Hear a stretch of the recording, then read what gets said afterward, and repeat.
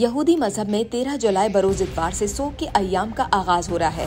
मजहबी लिहाज से हर साल यहूदी 3 हफ्तों के लिए सोग मनाते हैं। गम के अय्याम का आगाज यहूदी मजहबी कैलेंडर के चौथे माह तैमूज की 17 तारीख से होता है और 5वें महीने आप की 9 तारीख को सोग खत्म होता है।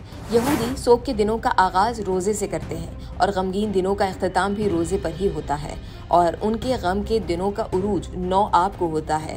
तारीखी रिवायात के मुताबिक 17 तैमूज के दिन मकबूजा अल-कुद्स शहर की बैरूनी दीवारें और फसलें तोड़ दी गई थी। यरूशलेम में मौजूद मुकद्दस हैकल की इबादत बंद हो गईं और दीगर कई यहूदी सानिहात इसी दिन से मंसूब हैं। इसीलिए ये दिन रोजे से शुरू होता है और इसके बाद 3 हफ्ते का सोग चलता है। यहूदी मजहब के मानने वाले अय्याम सोग के दौरान दुनिया भर में खुशी, मौसीकी, शादी और दीगर तकरीबात तर्क कर देते हैं। बाल कटवाना, शेविंग और नए कपड़े पहनना भी बंद कर देते हैं। इन दिनों में यहूदी अपनी मखसूस दुआएं करते हैं। इसके अलावा इबादत, दुआ, तौबा और तौरात का गमनाक हिस्सा पढ़ा जाता है। 3 हफ्ते के आखिरी 9 दिन सबसे ज्यादा सख्त और गमगीन होते हैं। इस अरसे में यहूदी मजहब के मानने वाले अपने लिए मजीद सख्तियां अख्तियार करते हैं। सोग के दिनों में गोश्त और मुर्गी खाने से परहेज करते हैं, जबकि शराब पीना ममनू होता है।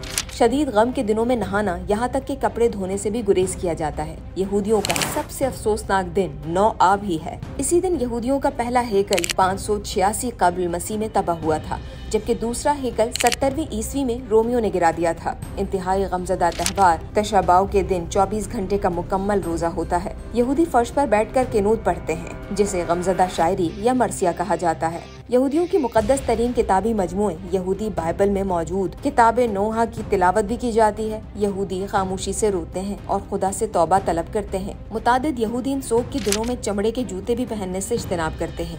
यहूदी अकीदा है कि जब उनका मसीहा आएगा और यरूशलेम में तीसरा हैकल दोबारा तामीर होगा तो ये गम के दिन खुशी में बदल जाएंगे और यूं तशाबाव एक दिन यौम जश्न भी बन सकता है।